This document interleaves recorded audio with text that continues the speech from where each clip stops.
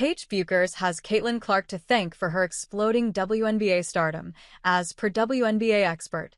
Paige Bueckers arrived at the WNBA with a bag big enough to have her touted as the Roy frontrunner. But when you have someone like Gino or Rima confirm, it's been a while since you've had two kids, Bueckers and Caitlin Clark, that have had this kind of an impact. Right in her college freshman year, the comparisons aren't far from stealing the storylines. So while Paige has denied running that race, was there an advantage in the narrative for the 2025 rookie phenom? There is this seeming desire to be able to wish or will other players into Caitlin Clark's level of popularity, Robin Lundberg explained on the latest episode of his namesake show. That, he believes, is mostly relevant in Paige Bueckers' case. Both players entered collegiate basketball as standout guards in the same recruiting class, marked by high expectations and elite talent. They faced each other during marquee matchups like the Sweet 16 and Final Four, sparking a sense of rivalry. But as they ended up sharing honors and even getting drafted in consecutive years, the comparisons just made sense, not just for fans but even for the W's GMs. When asked about PB's rookie season outlook before the beginning of the season, a few started drawing parallels to CC's historic year in the pros. It's just really hard to impact the game as a rookie. What Caitlin did last year is so special and unique. Paige is a special player. I think she'll be a good player this year, but I'm not expecting a Caitlin-like impact. And that's an unfair bar to set, one GM told ESPN earlier this year. When experts say this, fans just follow. But can we deny the impact CC had in her rookie year? She added the boost the W needed for years. From TV ratings to attendance to popularity, the league witnessed unprecedented growth due to the Caitlin Clark effect. And Lundberg believes players like Paige Bueckers are benefiting from it. Everybody else like Paige is getting more shine because of Caitlin. I mean, Paige is more popular in the WNBA than she would have been pre-Caitlin. And all the other players that were named are more popular now than they would have been pre-Caitlin. But when you set aside fandom, rooting interest, any of that stuff, you put it all to the side, it doesn't matter.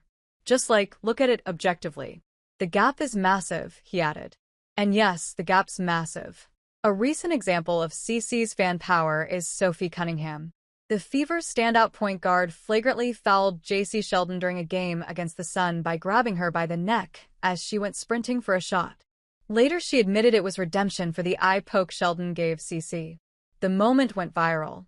And as a result, Cunningham gained millions of followers on social media, a deal with Arby's, Adidas, and a home security brand, Ring. For a player sidelined due to injury and limited to just 13 games, lining up fans before every game is huge. Even PB admitted it before. When people tune in to watch her, they leave the game fans of so many more. I think the game is growing a lot. It's impressive. Maybe Paige is riding on the Caitlin Clark effect, but she is capitalizing on it with her own skills. She proved as much with her 44-point performance, becoming the fastest player to record 500 points and 100 assists, and cementing herself the top spot in the roadie race. And Lundberg hopes more players build on that for the league to sustain without always relying on Clark. The league will be healthier when it's less reliant of Caitlin Clark, he adds. Well, the league managed to set an all-time single-season attendance record by drawing over 2.43 million fans during the current season.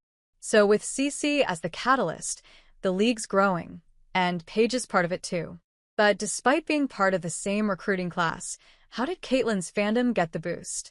Caitlin was the number 4 recruit in her class, preceded by PB, Angel Reese, and even Cameron Brink. The young guard had even looked forward adorning the UConn jersey, but never received the call. So she committed to Iowa, instead closer to home.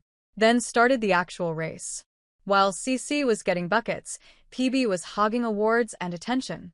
They even met at the Sweet 16 of the NCAA tournament in 2021, wherein Iowa lost by 20 points. But while CC was smashing records and leading the league with an average of 27.8 back in 2023 to 2024, PB was sidelined due to injury. And that's how CC, with a major spotlight on her battle with Reese during the 2023 NCAA tournament, became a national sensation. But all this while she earned her fans with the help of her tremendous performances. While we preferred CC and PB going head-to-head for the #1 spot in 2024, it never came. A year later, though, they continue to remain instrumental in maintaining the league's surge.